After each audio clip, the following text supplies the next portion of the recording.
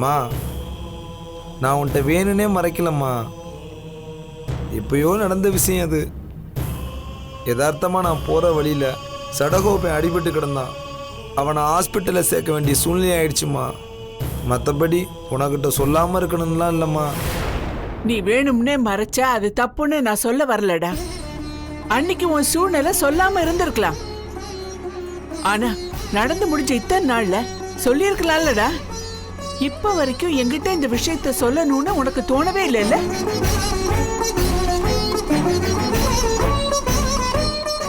இந்த சண்முகம் என்னடான்னா வீட்டுக்கு வந்த ஒருத்தரை செருப்படுத்து அடிச்சிருக்கான். ஒரு மனுஷன் எவ்வளவு கெட்டவனா இருந்தாலும் செருப்படுத்து அடிக்கிறது என்ன நியாயம் சொல்லு? அம்மா என்னம்மா பேசுறீங்க? ஒருத்தன் நம்ம வீட்டை பத்தியும் அண்ணன் தம்பிகளை பத்தியும் கேவலமா பேசுவான், பார்த்துட்டு சும்மா இருக்க முடியுமா? தப்பா பேசுனா அடிச்சேன், அவ்வளவுதான். நல்லா பதில் சொல்றடா சண்முகம். உன் கோபத்தை எப்படி வேணாலும் காட்டுவியா? ஒரு மனுஷனுக்கு பொறுமை வேண்டாம்?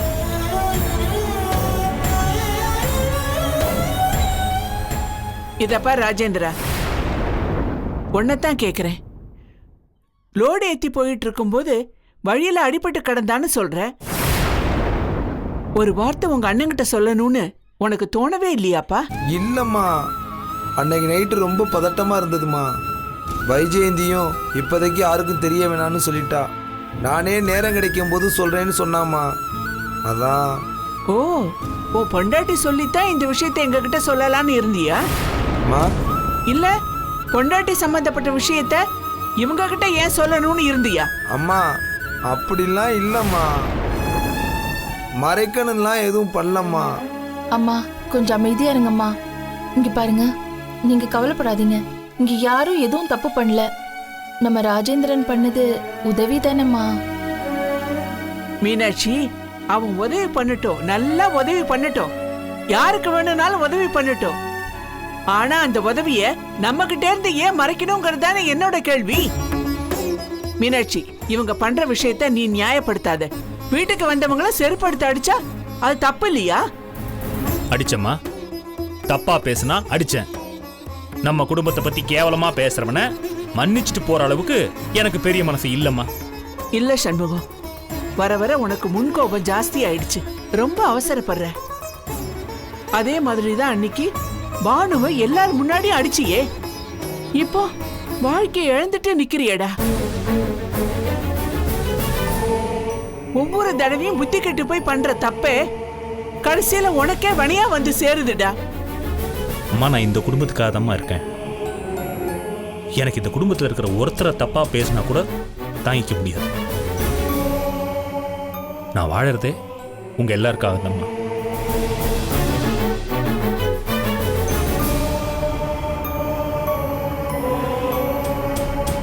அதையும் மீறி நான் பண்ணது தப்புன்னு நீங்க நினைச்சீங்கன்னா அதுக்கு நீங்க என்ன தண்டனை கொடுத்தாலும் அதை நான் வாங்கி தயாரா இருக்கேன். நீ தாண்டா அண்ணன் தம்பிக்காக வாழறேன்னு சொல்ற. ஆனா அவங்க எல்லாரும் அவங்க வாழ்க்கைய நேர்த்தியா சரியா வாழறாங்க. அன்னைக்கு சரவண பேச்சு ஒரு மாதிரியா இருந்தது. ராஜேந்திரனுக்கு வர வர நடவடிக்கையே சரியா இல்ல. அம்மா, எல்லாருக்கும் அவங்க வாழ்க்கை முக்கியம்னு படும்போது நீ மட்டும் ஏன்டா உன் வாழ்க்கைய அழிக்கணும்? சொல்றா. அம்மா, அது அன்னைக்கு நடந்த விஷயம்மா. அதுக்குத்தான் நாங்க 2 பேரும் அன்னைக்கே மன்னிப்பு கேட்டோமேம்மா. அதுக்கு இதுக்கும் முடிச்சு போடாதம்மா. சத்தியமா இந்த விஷயம் உனக்கு அண்ணனுக்கு தெரியக்கூடாதுன்னு பண்ணலம்மா. அன்னைக்கு அந்த விஷயத்த அண்ணன்ட்ட சொல்லியிருந்தேன்னா அண்ணன் போய் பாப்பாரு. ஏற்கனவே அவங்க அண்ணன் மேல கோபமா இருக்காங்க. அவரை பத்தி தப்பா பேசுவாங்கம்மா. இதெல்லாம் எதுக்கு தேவையானதாம்மா விட்டுட்டேன். அதுக்கப்புறம் அந்த விஷயத்த மொத்தமா நானே மறந்துட்டேம்மா. இத்தனை வருஷமா வளர்த்த உங்களுக்கு அண்ணனுக்கும் தெரியாதாமா என் மனசு எப்படின்னு.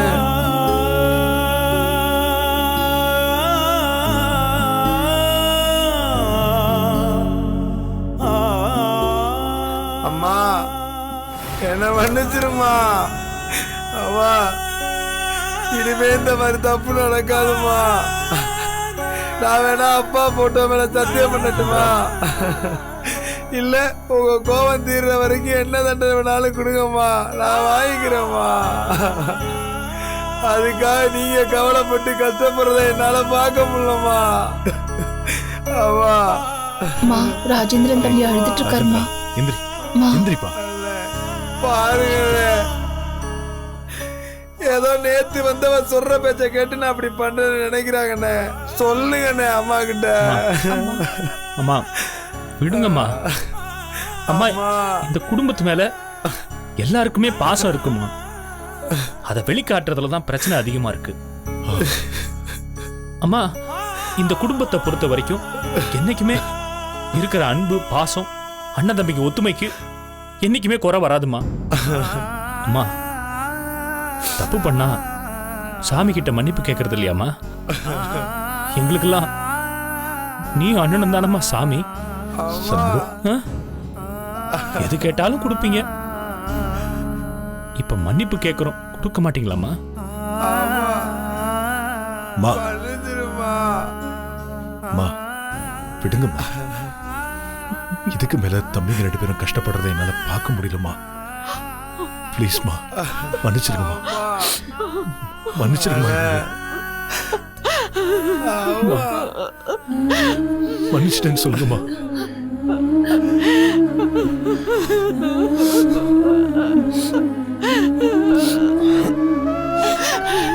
ராஜேந்திரா,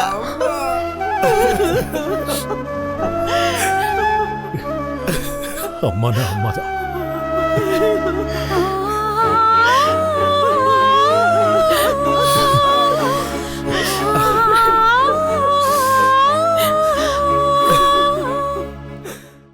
ஒண்ணுமே புரியலையே.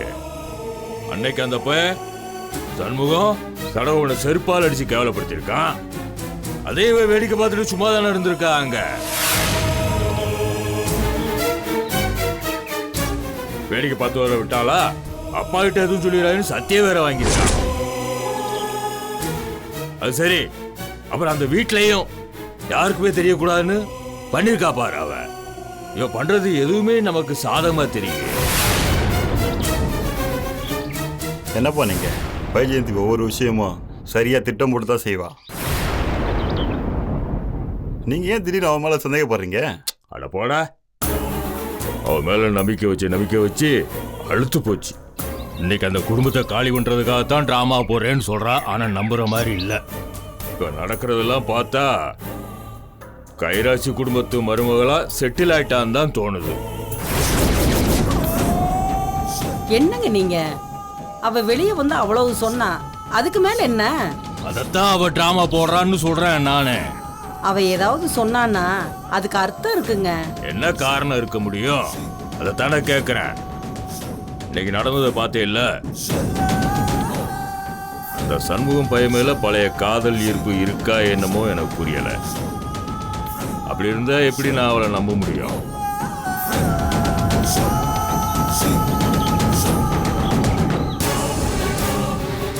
என்னப்பா என்னாச்சு உங்களுக்கு? நான் அவ்வளவு தூரம் சொல்லியும் உங்களுக்கு இன்னும் என் மேல நம்பிக்கை வரல. எங்க அண்ணன் ஒரு பக்கம் கோமால படுத்து கிடக்குறாரு, இன்னொரு அண்ணன் வீட்டை விட்டு வெளியே போய் நமக்கு எதிராக எல்லா வேலையும் பண்ணிட்டு இருக்கான். இங்க என்னடான்னா எங்க அப்பா காலங்காலமா தலைவர் பதவி அடைய முடியாம போராடிட்டு இருக்காரு. நான் போய் எதிரி வீட்டு குடும்பத்தோட கூத்தடிப்பேன் நினைக்கிறீங்களா? சொல்லுங்கப்பா. அதுக்குதான் நான் கல்யாணம் பண்ணிட்டு போனேனா? என்ன பண்ணீங்க? முதல்ல உங்களுக்கு என்ன வேணும்னு தெளிவா சொல்லிடுங்க. அந்த சிவஞானத்தோட பதவி அந்தஸ்து எல்லாத்தையும் ஜெயிச்சு அதே சங்கத்துல தலைவர் பதவியில உட்காரணும்னு ஆசைப்படுறீங்களா? இல்ல நீங்க அவரு கூட சண்டை பிரச்சனைன்னு பண்ணி அடிதடியில இறங்கி மொத்தமா போலீஸ் கேஸ்னு எல்லா டென்ஷனையும் ஏத்துக்கிட்டு அலையணும்னு நினைக்கிறீங்களா? என்னமா நீ தலைவர் பதவியில உட்காரணும்ல, அதுக்கு தானே போராடிட்டு இருக்க இவ்வளவு காலமா. அப்புறம் என்னப்பா, இங்கே உட்கார்ந்தா எதுவும் பண்ண முடியாதுந்தா அவங்க வீட்டுக்குள்ள போனது எதுக்குப்பா? கூடவே இருந்தாதான் குழி பறிக்க முடியும். ராமாயணத்துல கூனி கூடவே இருந்தா அதே மாதிரி இந்த வைஜெயந்தி அந்த கைராசி குடும்பத்துக்குள்ளேயே இருந்ததா குழப்பம் பண்ண முடியும். நீ கல்யாணம் பண்ணி போன உடனே எல்லாத்தையும் தலையெல்லாம் மாத்திருவேன்னு சொன்னியா இல்லையா? என்ன நடந்துச்சு இது வரைக்கும்? ஒண்ணுமே நடக்கலையே. எல்லாம் அந்த பையில கைதானே மேல ஓங்கி இருக்கு. சொல்லப்போனா நம்ம நிலைமை மோசமா போயிட்டே இருக்கு. நம்ம போடுற திட்டம்லாம் குப்புறக்க வந்து தரமட்டமா போயிட்டு தான் இருக்கு. ஆனா அந்த இந்திராணி அவளோட பொண்ணு இந்த வீட்டுக்கு வந்தா பாரு, வீட்டையே துண்டாக்கிட்டு போயிட்டால, அந்த பையில கூட்டிட்டு போயிட்டால. நீ அந்த வீட்டுக்கு போன, நமக்கு சாதமா ஏதாவது நடந்துச்சா என்ன? ஒண்ணுமே இல்லையே. இப்பவும் பாரு, அந்த கேடுகிட்ட சின்ன பயலுக என்ன திமிரா நெஞ்ச நிமித்திக்கிட்டு தெனாவட்டா பேசுறானுங்க. என்ன பார்த்து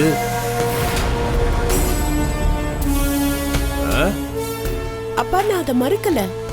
ஆனா நீங்க பொண்ணு கொடுத்திருக்கீங்க. இன்னும் எத்தனை நூற்றாண்டாகி பொண்ணுங்க செவ்வாய் கிரகத்துக்கு போனா கூட மாப்பிள்ளை வீட்டுக்கு போனா அடங்கி இருக்கிற சூழ்நிலை தான்ப்பா இருக்கு. அதனால பொண்ணை கொடுத்தா எதுவும் பண்ண முடியலையேன்னு நீங்க வருத்தப்படுறத விட்டுட்டு அண்ணனுக்கு பொண்ணு எடுக்கிறத பத்தி யோசிச்சா சரியா இருக்கும்பா. நானாமா வேணாங்கிற அந்த பயலுக தானே சும்மா எதையாவது சொல்லி தட்டி கழிச்சிட்டு இருக்கானுங்க. நம்ம சடவனுக்கு பார்த்தோம்ல, என்னமோ வயசு வித்தியாசம் இருக்கான். என்ன வயசு வித்தியாசம்? அவன் என்ன என்ன கலரா என்ன அழகா இருக்கான் அவன். சரி அவனை விடு. இந்த பயலுக்கு என்ன, இவனுக்கு பார்த்தோம் அதுவும் நடக்கல. இல்ல இவன் என்ன பெரிய வசதியா, இல்ல பெரிய உலகலையா? பெரிய இவ அவ ஊர்ல இல்லாத மாப்பிள்ளைய பாக்குறாங்களா அவங்க. என்னமோ அவ வீட்டுக்கு முன்னாடி எல்லாரும் பொண்ணு பாக்குறதுக்கு வரிசையா கியூல நிக்கிற மாதிரி இந்த சிவஞானவ பெருசா அலட்டிக்கிறான்.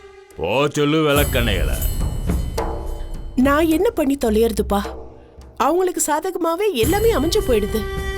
என்னமோ அவர் அம்பா ஊர்வசி மாதிரியும் தேவலோகத்துல இருந்தே மாப்பிள்ள வரா மாதிரியும் இவங்க பண்ற அளப்பற ஐயோ என்னால பொறுத்துக்கவே முடியலப்பா.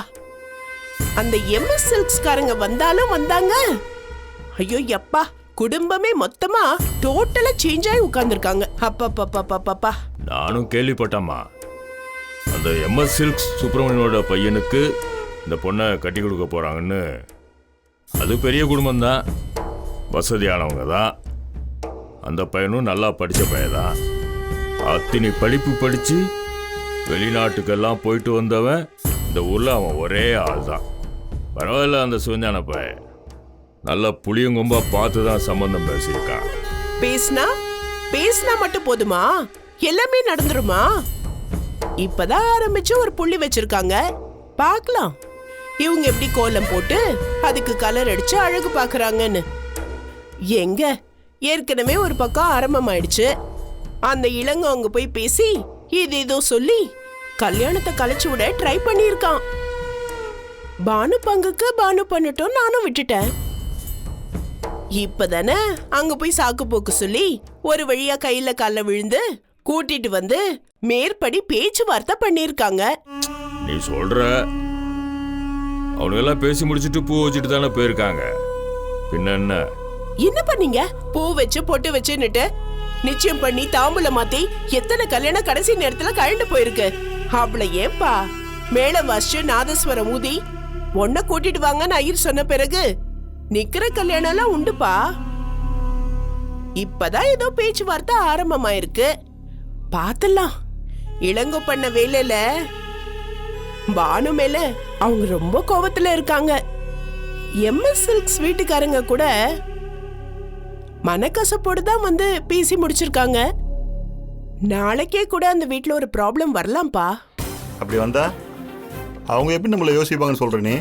கண்டிப்பா இவ்வளவு அசிங்கமா கேவலமா நடந்துகிட்ட இளங்கோ மேல அவங்களுக்கு வெறுப்பு தான் ஏற்படுமே தவிர பொண்ணை கொடுக்கணும்னு தோணாது. அப்ப கதை நின்னு போனா எனக்கு ஒரு சான்ஸ் இருக்குன்னு சொல்ற நீ? வாய்ப்பை தவற விட்டா அவன் கோமாளி, வாய்ப்பே வரலன்னு ஏங்கிட்டு இருந்தா அவன் ஏமாளி. இந்த வைஜெயந்தி புத்திசாலி, அந்த வாய்ப்பை உருவாக்குவா. கண்ணு, அப்ப அந்த உமாவை நம்ம வீட்டுக்கு மருமகளா கொண்டு வரணும்னு சொல்றியா? அந்த ஒரு கல்யாணம் அந்த வீட்டோட தலையெழுத்தையே மாத்தி அமைக்கும். அந்த வீட்டுல எல்லாருக்கும் கட்டின பொண்டாட்டி மேல பிறக்க போற குழந்தை மேல பாசம் இருக்கோ இல்லையோ, அவங்க தங்கச்சி மேல எல்லாருக்கும் இருக்கு. மனசுல பாசமலர் சிவாஜி கணேசன் நினைச்சிட்டு இருக்காங்க எல்லாரும். அந்த சண்முக தங்கச்சிக்காக அந்த பானுவியே அடிச்சு சண்டை போட்டு பெரிய பிரச்சனை பண்ணி அந்த பொண்ணு விவாகரத்து வரைக்கும் போயிட்டா. அந்த வீட்டு பொண்ணு நம்ம வீட்டுக்கு வந்தா அந்த வீட்டுல இருக்கிற எல்லாரையும் கண்ட்ரோல் பண்ற ரிமோட் நம்ம கைக்கு கிடைக்கும். சரிம்மா, அப்ப நீ ஆக வேண்டியதை பாரு. அப்பா, நான் சொல்றது கொஞ்சமாச்சும் கேளுங்கப்பா. என் பேச்ச கொஞ்சம் கேளுங்க. நான் எது பண்ணாலும் நான் இந்த வீட்டுக்காகவும் உங்களுக்காகவும் தான் நீங்க நினைக்கணும்பா. டேய், என்னடா நான் நீ சொல்றது தான்டா கேட்பேன். இந்த தனிமட்டு போய் சொல்றதெல்லாம் கேட்டுருவானா நானு? உன்னைத்தான் நான் நம்புவேன். எல்லாமே திட்டமிட்டபடி நடக்கணும். நடத்துவ, செய்வ, நீ செய்வடா நீ.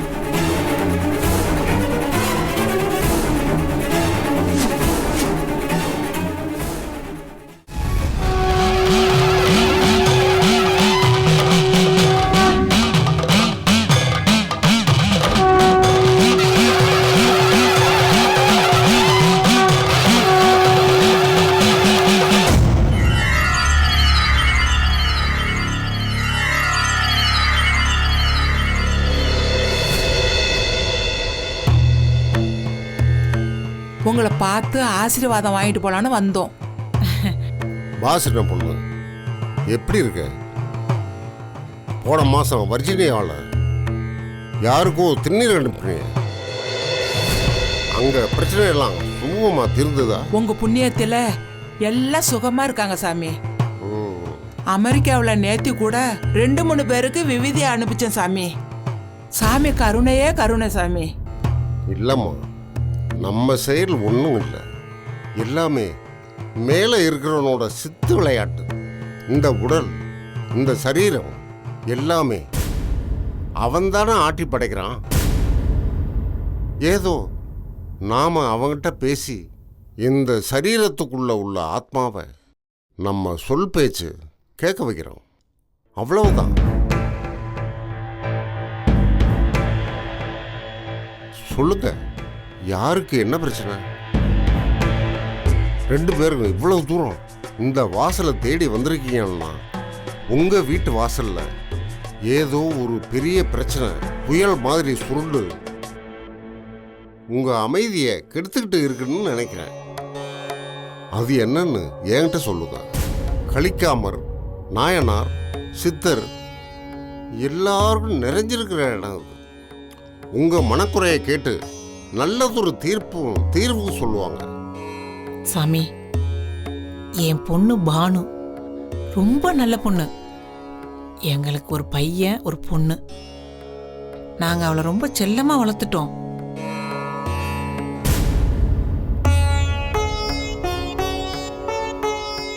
பானு என்கிற பானுமதி ஆளை போலவே மனசும் பரந்த மனசு. கண்ணு கட்டம் தூரம் வரலாம். கஷ்டப்படுறவங்கள பார்த்தா கரையிற மனசு. வானத்துல போய் ஃப்ளைட் ஓட்டுற அளவுக்கு நெஞ்சில உரம் உள்ளவ. சொகுசா இருந்தவ, சொகுசா வாழணும்னு நினைக்கிறவ. கலைமகளும் அலைமகளும் ஒன்னா ஒரே இடத்துல இருக்க மாட்டாங்க. அழகும் அறிவும் ஒரே இடத்துல தாண்டவும் மாடுது.